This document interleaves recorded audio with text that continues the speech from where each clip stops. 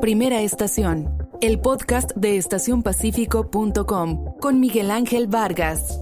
Es traído a ustedes por La Marina, va con tu estilo, Cervecería de Colima, nos gusta mucho ser de aquí, y Kiosco, celebremos lo nuestro.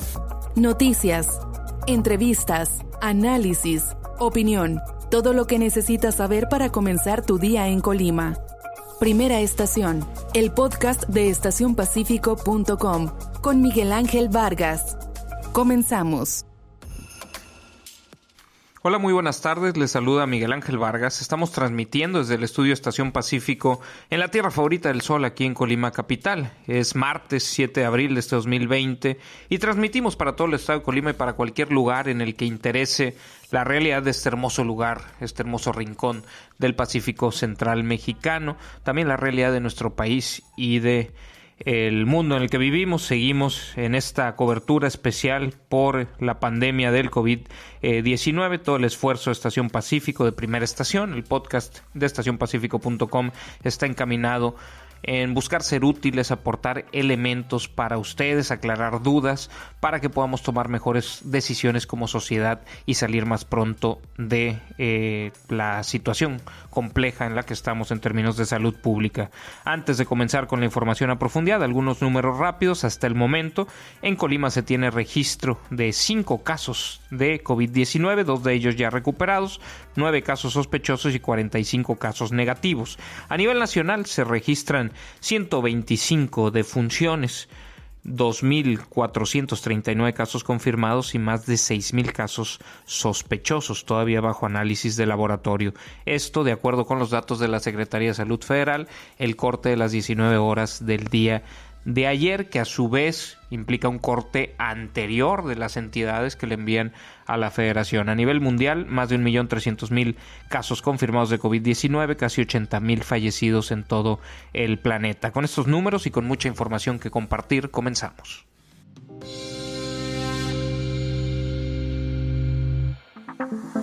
La nota principal. ¿Va a haber ley seca o no va a haber ley seca en el estado de Colima? El día de hoy, en el Ayuntamiento de Villa de Álvarez, el Cabildo de la Villa empezó a discutir un acuerdo que buscaban avalar, y uno de los regidores planteó dudas sobre si eso que estaban avalando implicaba que se iba a prohibir la venta de alcohol. Esto generó ciertas dudas sobre las consecuencias y la legalidad y el espíritu de lo que se estaba buscando aprobar. Se decretó un receso y se planteó que se retome la sesión de Cabildo el día de mañana a la 1 de la tarde.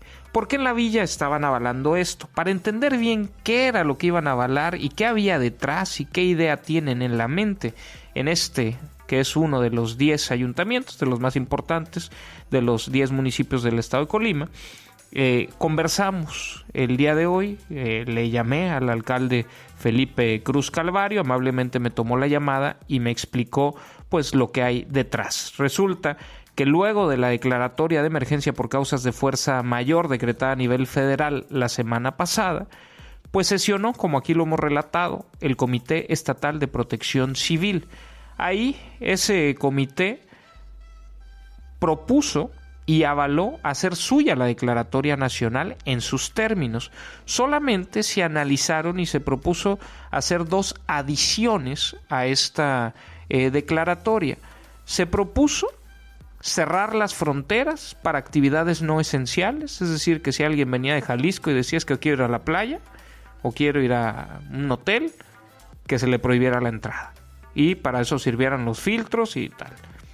Y se propuso también el cierre de playas. El primero de los temas no pasó porque en el propio Comité Estatal de Protección Civil se cuestionó si era constitucional, si era factible legalmente hacer ese cierre de fronteras estatales. Y se llegó a la conclusión de que no era constitucional.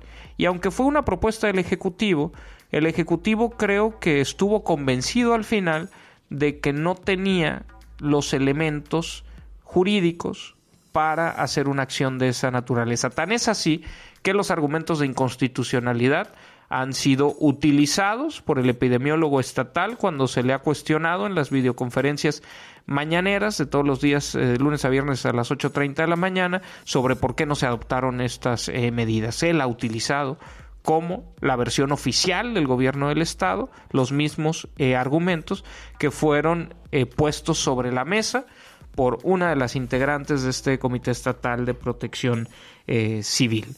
Entonces, lo único que se adicionó a la declaratoria nacional fue el cierre de las playas, que ya lo hemos visto, que ya está implementado y que ha habido operativos conjuntos entre la Policía Estatal y la Guardia Nacional, y hemos visto todas las fotografías de ellos, las hemos compartido en Estación Pacífico, y hemos visto las playas de los 3 municipios costeros prácticamente vacías y un respaldo de la población a este asunto de no son vacaciones y quédate en casa.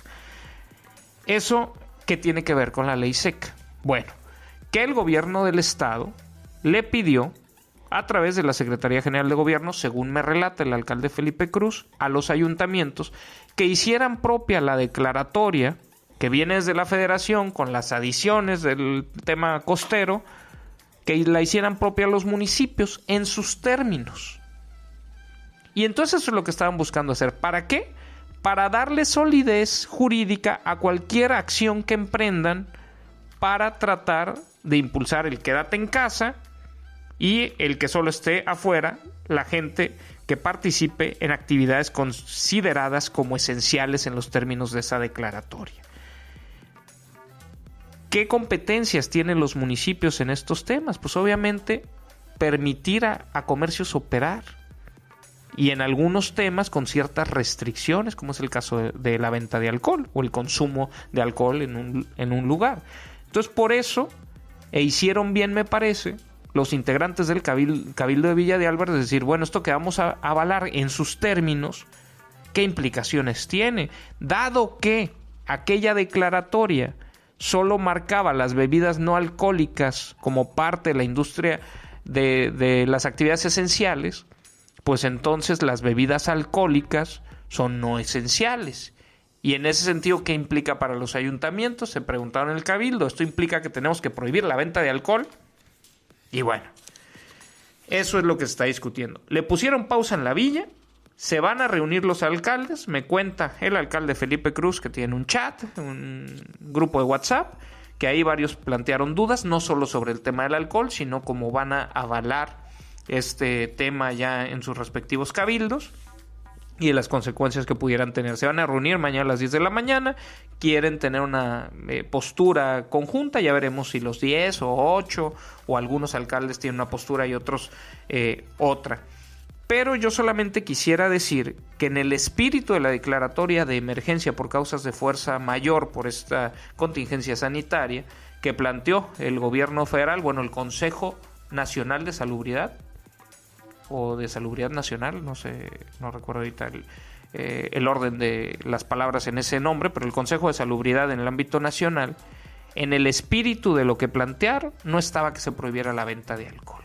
Lo que se está buscando es reducir al máximo las salidas de la gente, la movilidad de la gente, más que para cosas esenciales. Y si entendemos que ese es el espíritu y el objetivo, reducir los contagios, y si entendemos también que se está buscando, en la medida de lo posible, afectar lo menos que se pueda a la economía, y si entendemos también que la gente tiene derecho a hacer lo que se le dé la gana y que si se quiere emborrachar en su casa, pues puede ser parte del libre desarrollo de la personalidad que ya ha garantizado la Suprema Corte de Justicia de la Nación, pues no tendría por qué avalarse una ley seca. ¿Por qué lo digo? Porque si las tiendas de conveniencia tienen derecho a vender hielos, si los supermercados tienen derecho a vender Coca-Colas, aguas minerales o juguitos de naranja, pues cuando uno va a comprar eso, perfectamente puede comprar una botella de whisky, un cartón de cervezas, 4 kayakos, 6 colimitas, lo que gusten. No representa viajes adicionales, interacciones adicionales. y me parece que sí puede representar pues para esa industria, que en el caso de Colima es importante, una afectación económica, que se planteara una ley seca que es totalmente innecesaria. La gente tiene derecho a pasar como quiera. Claro que sí. Alcohol, venta de alcohol en bares y operación de bares, centros de recreación, pues claro que no tienen que estar abiertos, eso es insensato, pero la gente en la intimidad de su hogar, respetando su sana distancia, en aislamiento social, pues si se quiere echar unos tragos, que se los eche. Entonces ojalá no sobreinterpreten los alcaldes, los cabildos, pues porque no es una decisión personal, ojalá no sobreinterpreten y entiendan el espíritu de la declaratoria nacional. Nos dijo el alcalde con el que conversamos, fue con Felipe Cruz, que no hubo un planteamiento de la autoridad estatal en el sentido específico de la ley seca, simplemente se pidió avalar en los términos que había sido planteada la declaratoria en general. Así es que hasta hoy no hay una postura de ley seca. En el caso del alcalde de Villa de Álvarez nos ha dicho que él no está de acuerdo con que se prohibiera, que cree que la gente ni siquiera está pensando en alcohol y que hay temas más importantes, pero que no está de acuerdo. Ojalá sea la postura mayoritaria. Yo no creo que abone en nada, ayude en nada el tema de la ley seca, porque nada más se fomentan pues mercados negros que complican más la propia adquisición de estos productos y que implican más riesgos de salud y de contagios que pues si simplemente no le mueven al asunto. Hasta ahí lo dejamos y estaremos atentos al tema.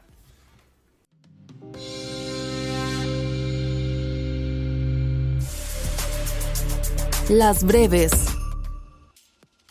Hasta el día de hoy en Colima se tiene registro de 5 casos confirmados de COVID-19. De acuerdo a la Secretaría de Salud Estatal, todos los pacientes tuvieron antecedentes de viaje a destinos con transmisión activa del virus, es decir, todos los casos se tratan de casos importados desde otros países. Justo el día de hoy preguntamos en la conferencia matutina de la Secretaría de Salud sobre el estado de salud de los pacientes confirmados con COVID-19 en la entidad. El epidemiólogo estatal, el doctor Rodolfo Flores García, explicó que 2 de ellos ya fueron dados de alta, como aquí les hemos venido relatando, que únicamente un paciente de los 5 confirmados necesitó hospitalización y que los otros 2 se encuentran recuperándose en sus domicilios particulares y transitando ya hacia como les decía, la recuperación. Escuchemos parte del intercambio, la pregunta que hizo el colega Edgar Torres, que es quien lee las preguntas que enviamos los medios de comunicación, y el epidemiólogo de la Secretaría de Salud. Respecto a los pacientes activos confirmados, ¿se encuentran hospitalizados? De ser así, ¿en hospitales públicos o privados? ¿Están en ingreso general o en terapia intensiva? ¿Cuál es el estado de salud de ellos? El estado de salud de estos 5 pacientes es lo siguiente. 2 de ellos ya fueron dados de alta, la alta sanitaria, están haciendo su vida rutinaria, obviamente están inmersos en las medidas de mitigación, independientemente que están como alta sanitaria. Solamente uno de ellos requirió de hospitalización, mas no requirió de terapia intensiva, no requirió de una ventilación asistida. Este paciente ya está en casa recuperándose. Otros 2 no requirieron ningún manejo ambulatorio. Y sobre el nombre de las clínicas, centros de salud o hospitales, es una información que la institución protege. No vamos a dar por parte de la institución este tipo de información. Y yo quisiera invitarlos a estacionpacifico.com a que entren al sitio web y vean una nota con la ficha que tenemos de cada uno de los pacientes. ¿Quiénes? No quiénes son, pues con nombre y apellido, porque ahorita les explico por qué no, pero lo que se sabe de edad, de género, de dónde viajaron, exactamente por dónde entraron, etcétera, los síntomas que tuvieron. Una fichita de cada uno de los 5 casos confirmados la pueden encontrar en nuestro sitio. ¿Por qué no le entramos al tema de las identidades? Porque es un dato personal que cada individuo tiene derecho a que se respete la privacidad de su enfermedad.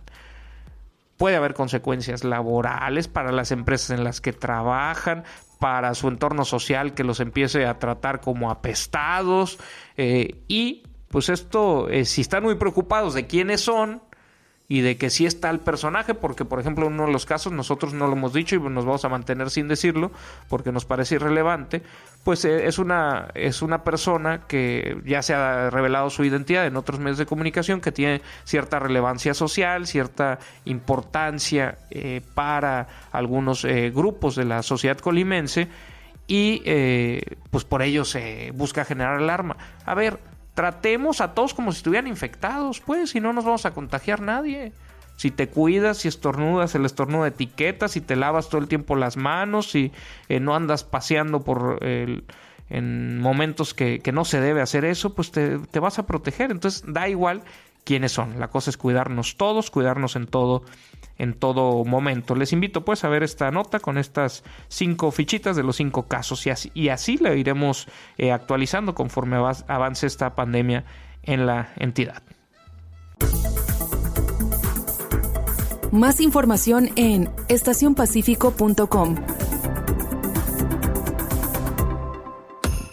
En más información local, el gobernador Ignacio Peralta el día de ayer dio a conocer que arrancó el programa emergente alimentario de entrega de despensas, pues, o dotaciones alimenticias para apoyar a las familias que se han visto afectadas por esta contingencia sanitaria. Dijo que quienes requieran de una dotación de alimentos deben comunicarse al 312-316-2098 en la Secretaría de Desarrollo Social Local.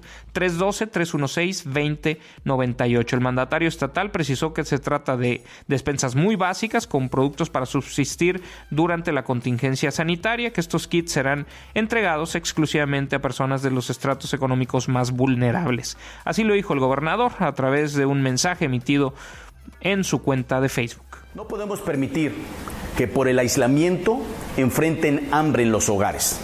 Por ello, a partir de hoy, iniciaremos con la entrega de despensas del Programa Emergente de Atención Alimentaria. Serán exclusivamente para las familias o personas de los estratos socioeconómicos más vulnerables en todo el estado, que se quedaron sin ingresos y que enfrentan el reto alimentario durante el periodo de aislamiento social. Así es que si ustedes están en esa situación de requerir alimentos, pues llamen a la Sedescol. El número es 312-316-2098. 312-316-2098. Si hablan desde un fijo sin el 312 o ya se marcan todos con 10. 312-316-2098. ¿Cómo se ve que ya no uso teléfonos fijos? 312-316-2098 de la Sedescol si ustedes quieren pedir una dotación alimentaria.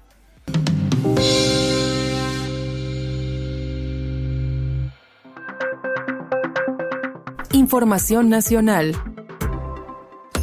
En el ámbito nacional, el subsecretario de Prevención y Promoción de la Salud del Gobierno de México, Hugo López-Gatell, señaló que se prevé declarar la fase 3 de la contingencia sanitaria por COVID-19 en aproximadamente 2 o 3 semanas, es decir, a finales de abril o principios de mayo. Y también dijo que el punto más elevado de la curva de contagio se pudiera dar hacia la mitad del mes de mayo o hacia finales del mes de mayo, aunque indicó que se busca reducir los contagios lo más posible a través del aislamiento social. Esto fue lo que dijo el funcionario federal en la conferencia matutina del presidente Andrés Manuel López Obrador del día de hoy.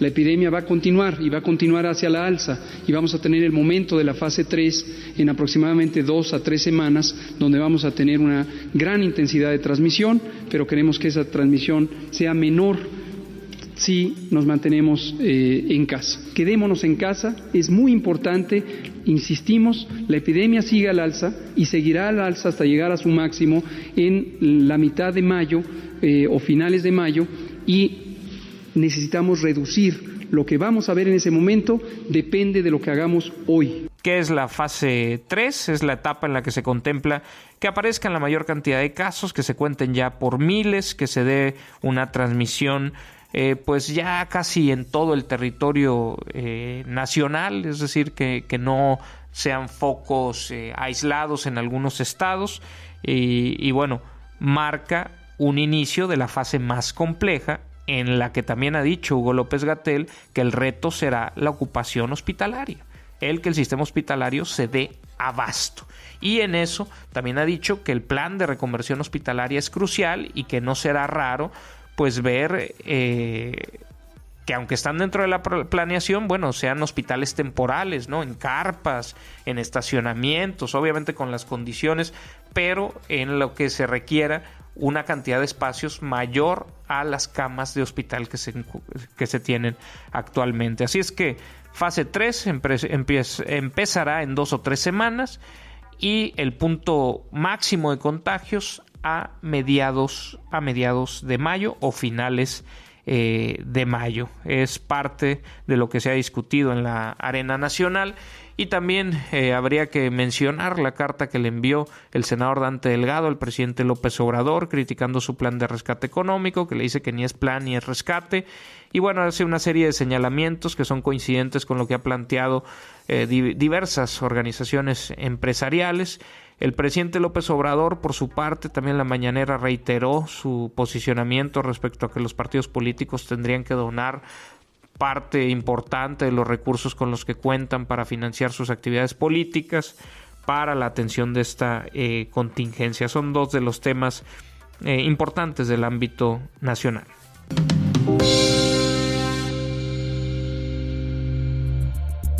Información internacional. Y en el ámbito internacional, dos temas. Uno de ellos es que el día de ayer en China representó la primera jornada en la que no se dieron muertes por COVID-19 desde la detección del primer caso al final del año pasado, inicios de allá en Wuhan, en China. Es la primera vez y esto representa pues un momento importante en cuanto a la contención de la pandemia. Eso no quiere decir que vamos ganando esta batalla, eso quiere decir que sí se le puede frenar, pero de poco servirá los logros en un país si no representan logros en todos los países, porque este virus, pues lo que se logra, el camino andado también en términos epidemiológicos se puede desandar. Y con esa idea en mente, expresidentes y primeros ministros de 70 países, líderes de 70 países, enviaron un exhorto a los gobiernos, a los ejecutivos, a los poderes ejecutivos de los países que integran el G20, las principales 20 economías del planeta, para que actúen con urgencia para evitar que el COVID se extienda y reaparezca en zonas vulnerables de Asia, África y Latinoamérica. En el apartado sanitario, el manifiesto propone la convocatoria de una conferencia de donantes para, entre otras cosas, ofrecer apoyo financiero a los países con sistemas de sanidad más débiles. En el plano económico, plantea fortalecer la capitalización del Banco Mundial y otras instituciones financieras regionales, incrementar los fondos para las agencias de la ONU que puedan ayudar a los desfavorecidos y condonar a los países más pobres el pago de deuda este año. Entre los firmantes figuran el exsecretario general de la ONU, Ban Ki-moon, y Malala, la Premio Nobel de la Paz 2014, el expresidente de México, Felipe Calderón, el exprimer ministro del Reino Unido, Tony Blair, y el expresidente argentino, Mauricio Macri. Son parte de los firmantes de esta carta que fue enviada a los ejecutivos de los 20 países con las economías más grandes del planeta.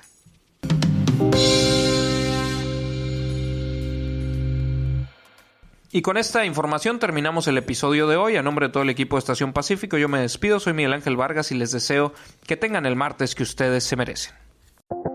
La Marina va con tu estilo. Cervecería de Colima. Nos gusta mucho ser de aquí. Y Kiosco, celebremos lo nuestro. Presentaron